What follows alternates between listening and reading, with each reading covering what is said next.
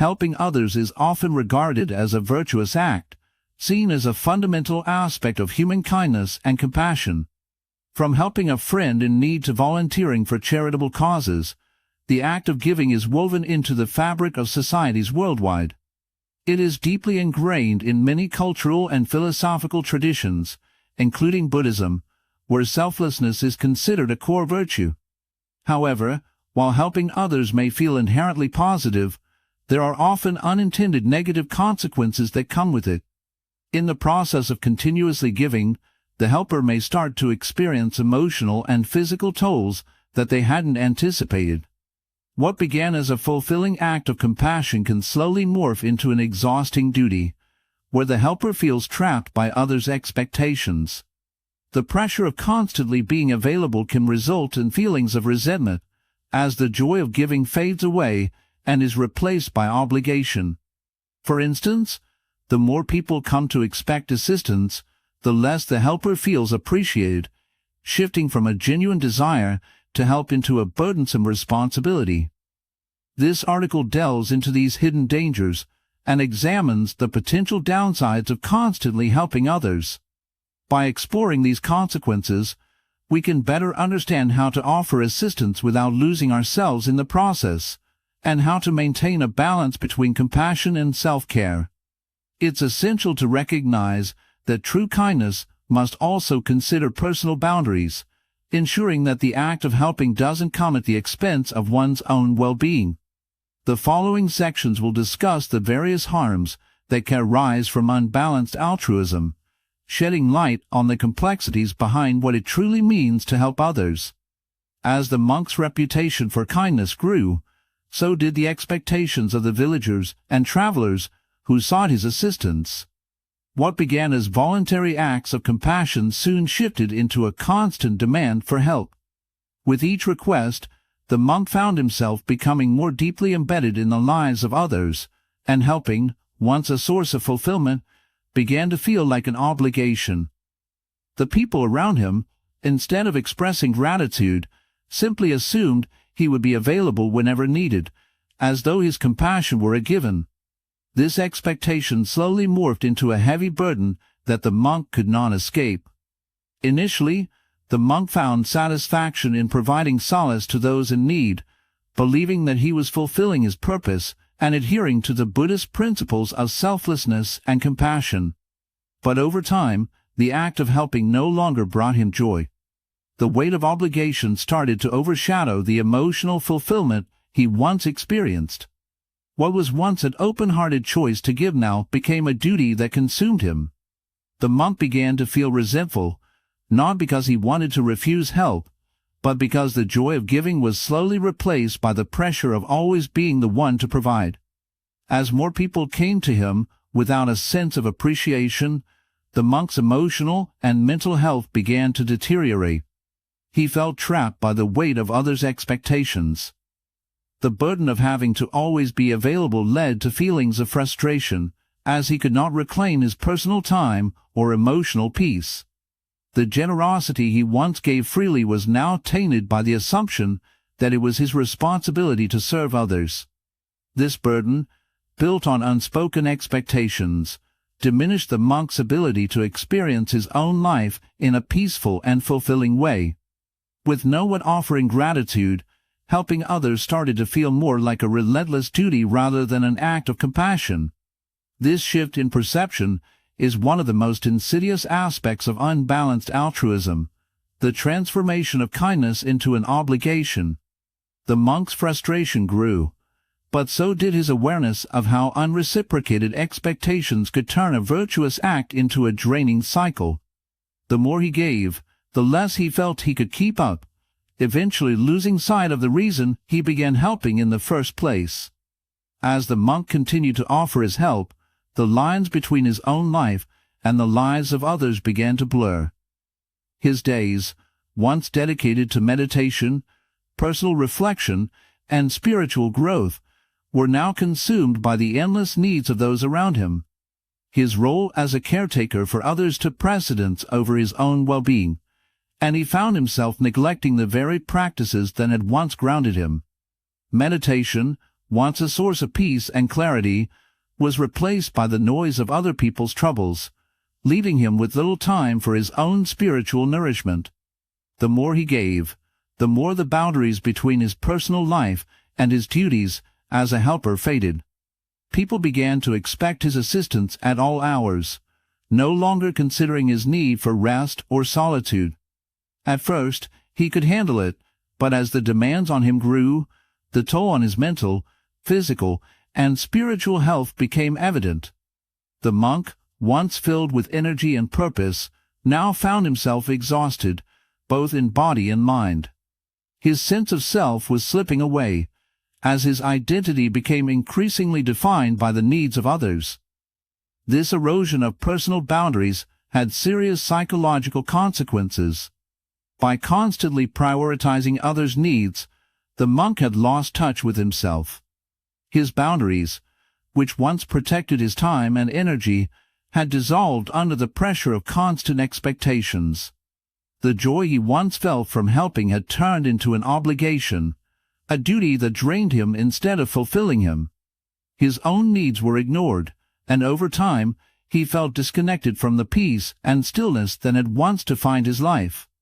The toll of neglecting self-care was undeniable. It left him physically weary, mentally fogged, and spiritually depleted. In this state, the monk found himself caught in a cycle where the act of giving no longer felt like a choice, but a requirement. He could not remember the last time he had made time for himself, and the lack of personal boundaries left him unable to restore his sense of balance. His sense of identity, once anchored in his spiritual practices, had eroded. As the monk continued his efforts to help others, he began to notice a troubling pattern. His assistance, though well-intentioned, was often enabling harmful behavior.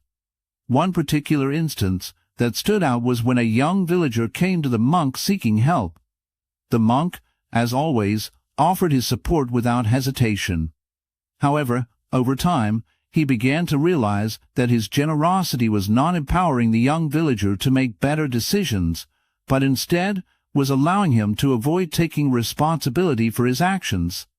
This scenario highlights the danger of helping without teaching responsibility. When we assist others without encouraging them to face the consequences of their actions, we inadvertently prevent them from growing. The monk's desire to alleviate suffering had, unintentionally, turned into a crutch that allowed the young villager to continue on a path of avoidance rather than fostering his personal growth.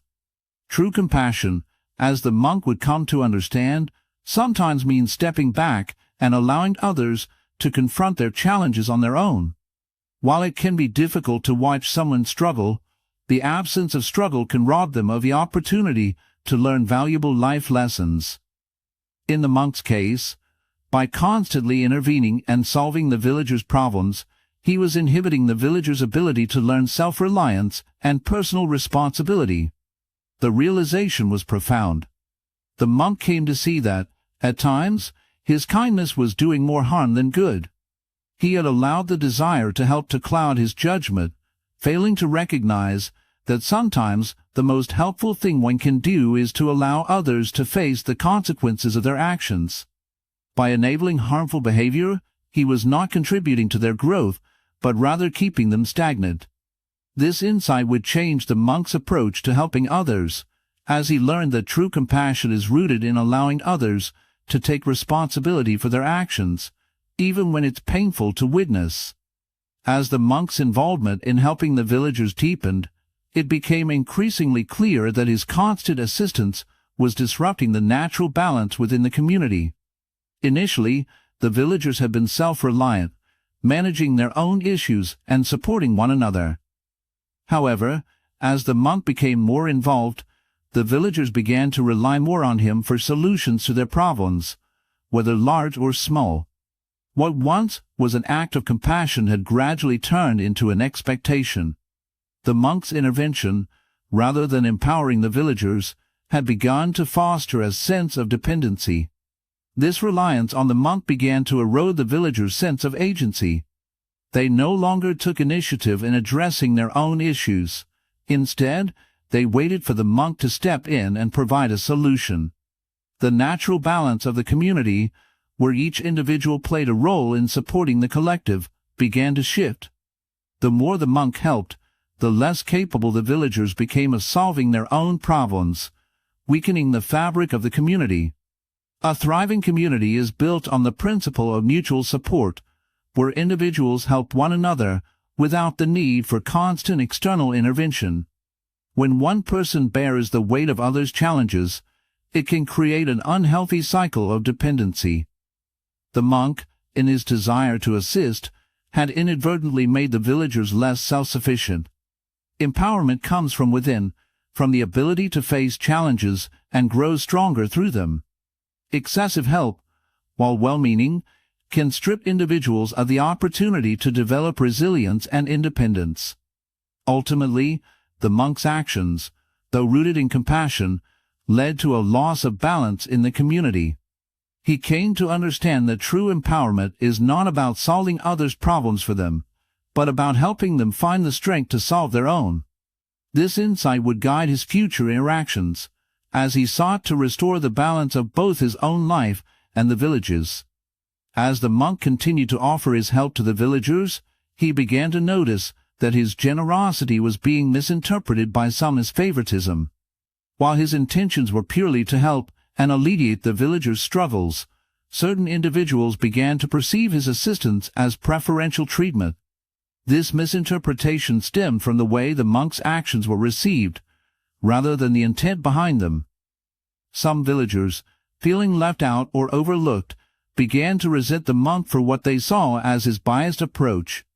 The monk's well-intentioned efforts, intended to support the community, had inadvertently caused division. People who received help felt singled out, and those who did not began to harbor feelings of jealousy. Resentment began to grow among the villagers, and the once harmonious atmosphere of mutual cooperation started to crumble. What the monk had envisioned as a gesture of compassion now became a source of tension, leading to unintended harm. One example that stands out is when a group of villagers, who had long been supportive of one another, began to argue amongst themselves over the monk's perceived favoritism. They began questioning why some received help more often than others, leading to whispers of betrayal within the community. What was once a tight-knit village, where everyone worked together, was now a fractured group. This situation highlights how good intentions can sometimes have the opposite effect, creating division within a group. Helping others without fully understanding how it may be perceived can lead to misunderstandings that undermine the very harmony one seeks to create. As in the monk's case, actions that are intended to heal can instead create rifts, especially when they are not accompanied by clear communication or sensitivity to the needs of others. The misinterpretation of the monk's intention serves as a powerful reminder that generosity, though a noble pursuit, can be misunderstood. This misinterpretation can lead to resentment, which only perpetuates the cycle of division. As the monk soon learned, helping others without fully considering the broader implications can sometimes be more harmful than helpful. It wasn't just the act of giving that caused harm, but the absence of understanding regarding how the villagers perceived that help. As the monk continued to devote his life to helping others, he began to feel an increasing sense of disconnection from his own inner happiness. Initially, offering assistance brought him a deep sense of fulfillment, aligning with his belief in the Buddha's teachings of selflessness and compassion. However, over time, the weight of the villagers' constant needs overshadowed his personal joy, leaving him feeling drained and disconnected from the very practices that once nurtured his spirit. The more he gave, the less he felt in touch with his own sense of purpose. What had been a source of peace turned into an obligation, and in fulfilling the demands of others, the monk lost sight of his own needs and desires. The monk's life, once guided by mindfulness and contemplation, became consumed by external obligations. The quiet moments of meditation, which were once a sanctuary, were now filled with the never-ending needs of the people around him. He could no longer enjoy the serenity he once cherished.